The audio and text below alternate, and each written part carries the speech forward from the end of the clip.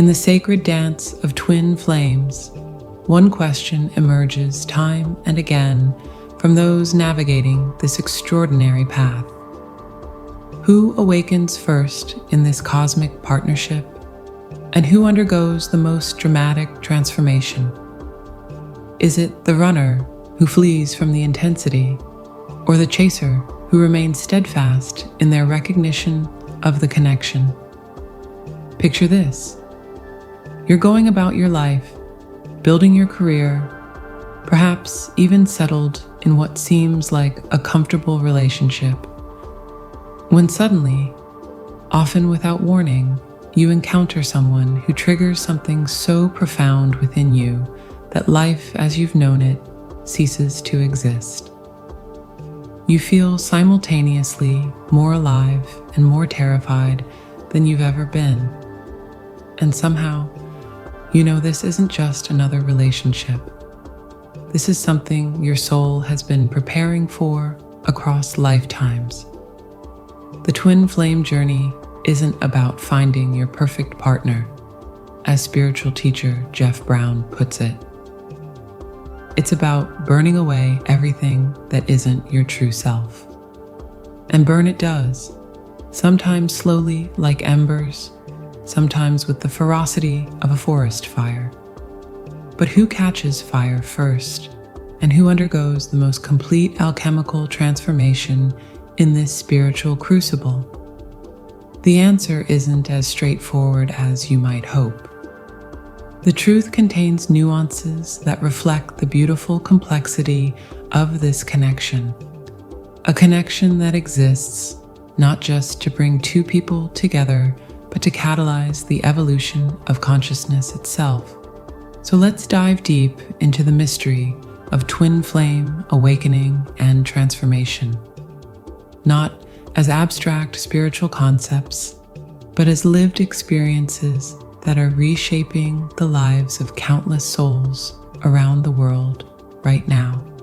Whether you're just beginning to suspect you've met your twin flame, or you're years into this journey, what follows may illuminate aspects of your experience that have remained in shadow until now.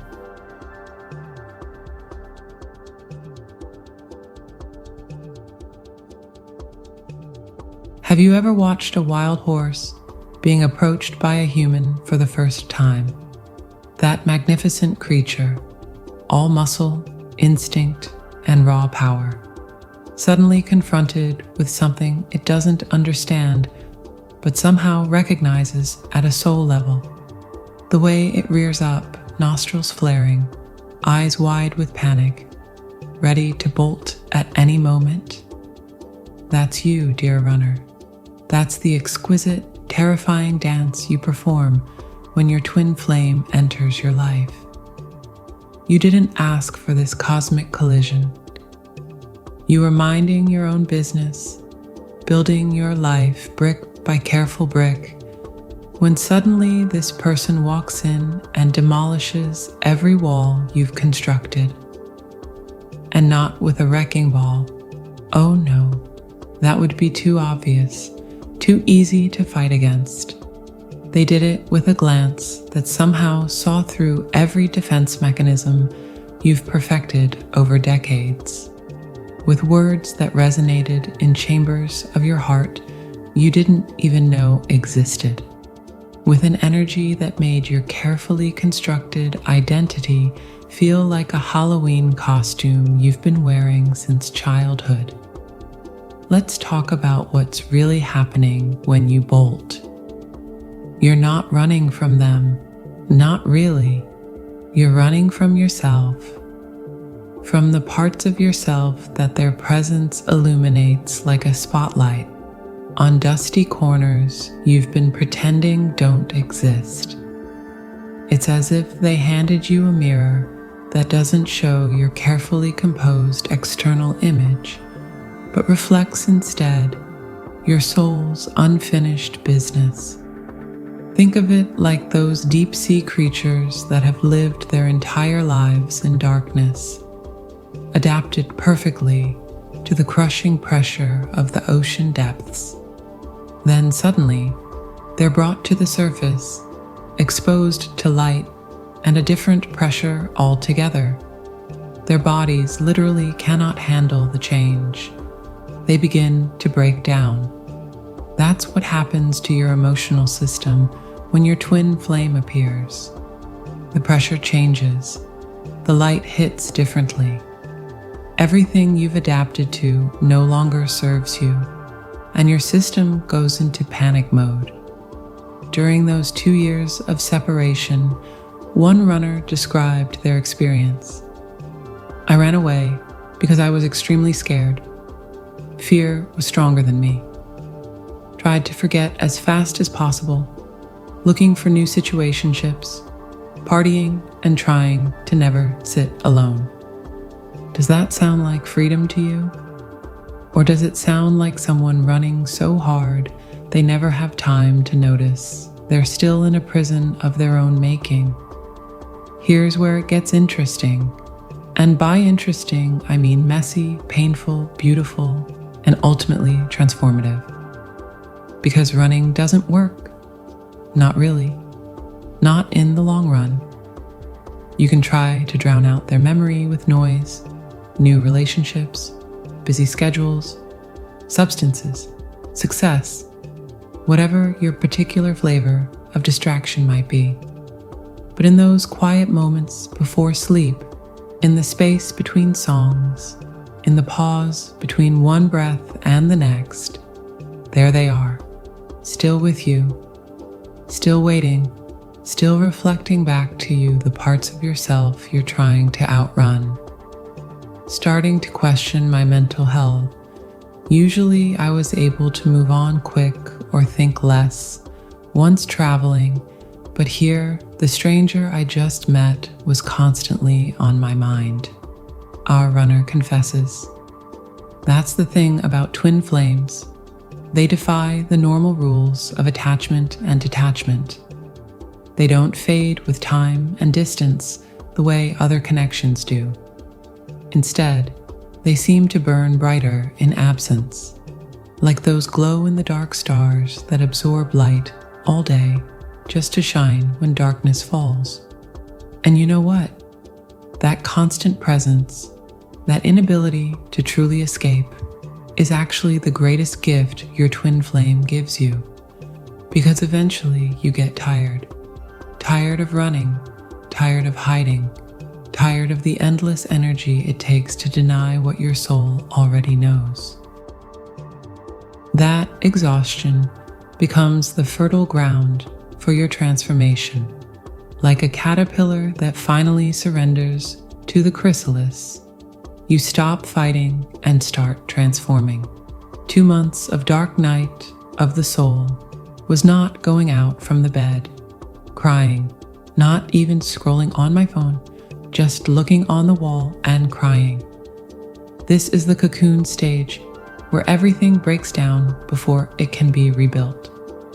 The most profound paradox of the twin flame journey is this: what feels like death is actually rebirth. What feels like loss is actually finding. What feels like surrender is actually freedom. Remember that wild horse? There comes a moment when, despite all its fear and resistance, something deeper than instinct causes it to pause, to stand trembling but still, to allow the approach of the very thing it was desperate to escape. That moment, that sacred, suspended moment of surrender, is where the real magic happens. You thought you were running to preserve yourself, but in reality, you were running from your true self. The self that is capable of profound love, authentic vulnerability, and genuine connection. The self that doesn't need walls because it has boundaries instead. The self that doesn't fear being seen because it has finally learned to see itself with compassion. Surrender is to find peace with whatever happens. It's to let go and let God. It's to love yourself and realize that doing so, you strengthen your connection with your twin, and realize that whether or not you come together in this lifetime, they're still always with you and always will be. This is the wisdom that awaits on the other side of fear. This is the treasure at the end of your transformation. And now for the cosmic punchline that the universe has been setting up all along. After all that running, all that resistance, all that fear, guess where the journey leads you? Right back to where you started, to your twin flame, to the very connection you were so desperate to escape. Only now, you're not the same person who started running. You're not approaching the connection with the same wounds, the same fears, the same limitations. You've done the work that the connection demanded of you. You've faced what needed facing, healed what needed healing, released what needed releasing. Do you see the profound shift there? From fear to peace, from control to acceptance, from resistance to surrender. This is your journey, dear runner. From the panic of being truly seen to the peace of being truly known.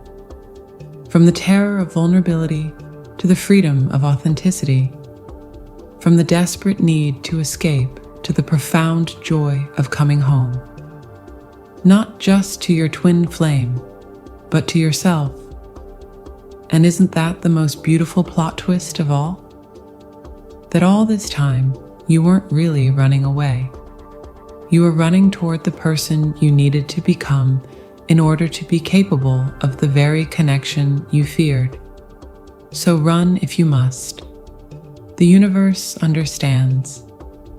Your twin flame understands, even when they think they don't. But know that the path eventually circles back.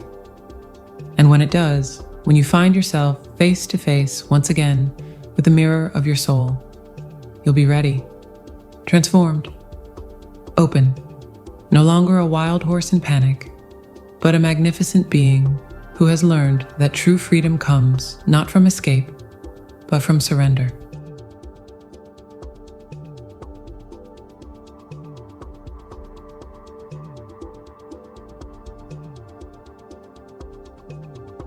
Have you ever watched a toddler learn to walk?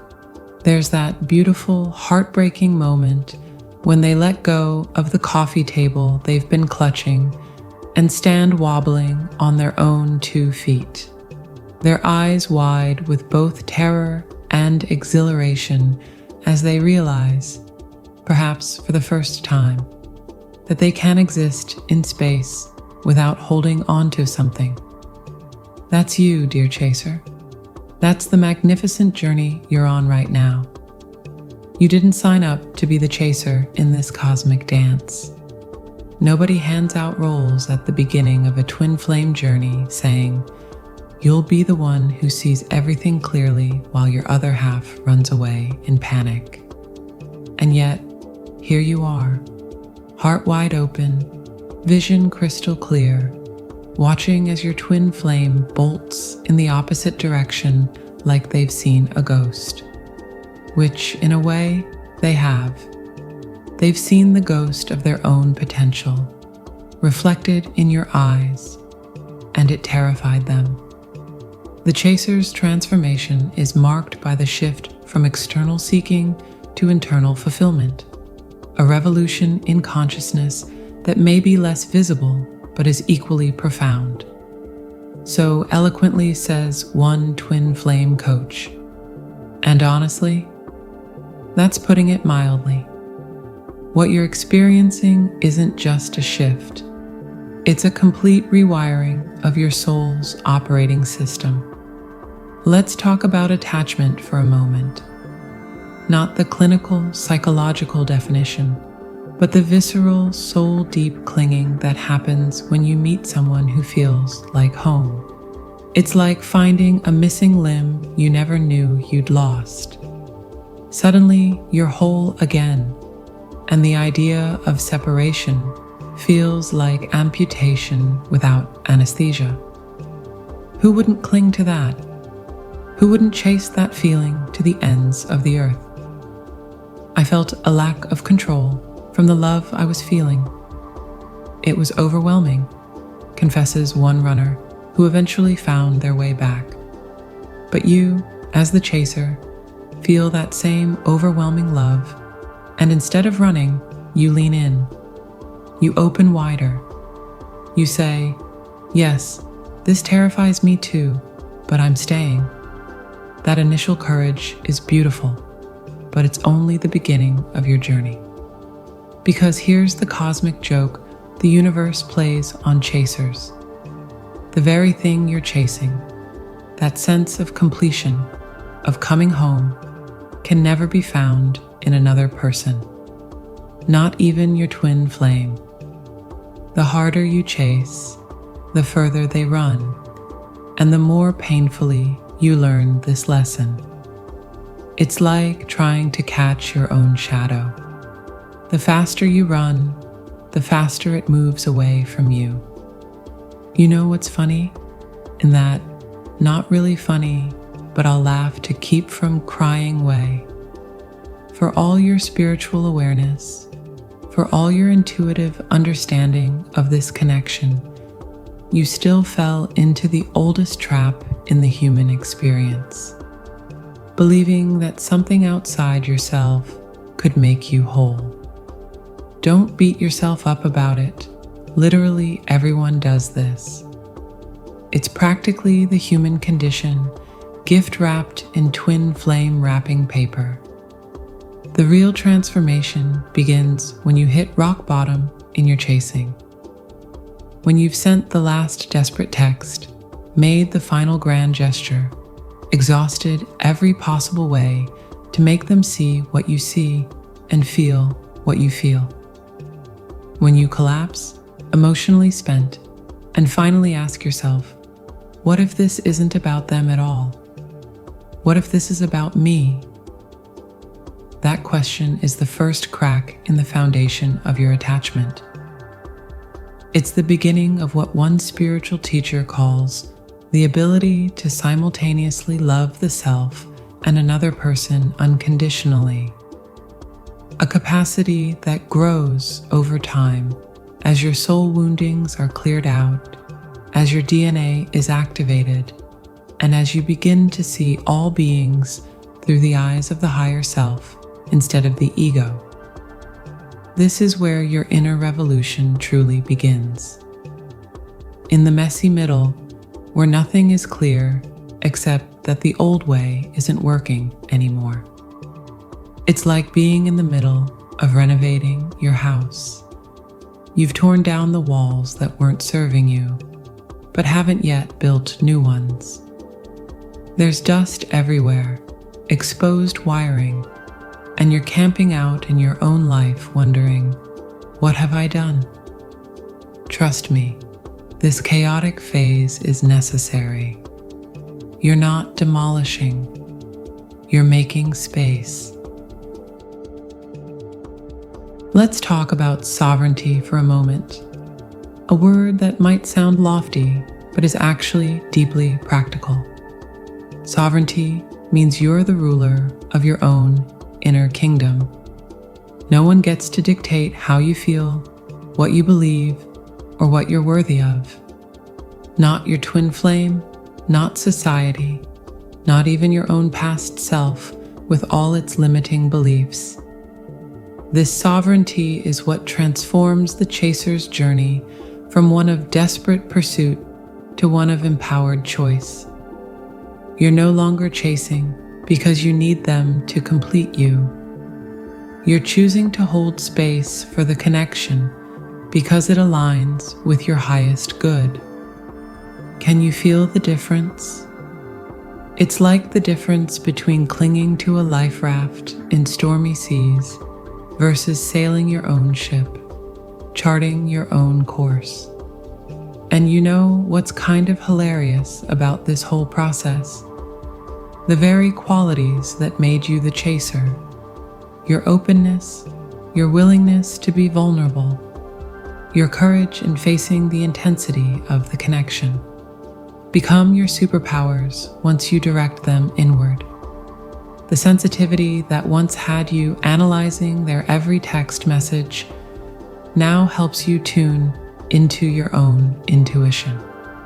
The persistence that had you trying one more time to reach them now fuels your spiritual practice. The depth of feeling that made separation so painful now gives richness and texture to your relationship with yourself. This is the ultimate alchemy of the chaser's journey, transforming attachment into wholeness, neediness into sovereignty, external seeking into internal fulfillment. It's not about giving up on the connection, it's about understanding its true purpose.